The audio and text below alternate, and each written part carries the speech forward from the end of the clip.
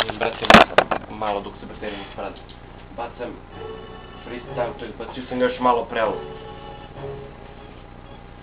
Zapisao sam tekst. Slučaj šta ti kažem. Moram malo biti pojačan. Pa kažem, gotivan ritam, Mile ga mazno, ide mi na kurac, ja ga pitam, Mile Kitić, opasan debilić, ja sam Rilić priča, sada čujem bit iz kafića, prodat će se dobro, uzet će se pare, Mile radi gangsta, ja ne razumem komentare, ljudi se pale i Mile tu se klone, Mile je kurac.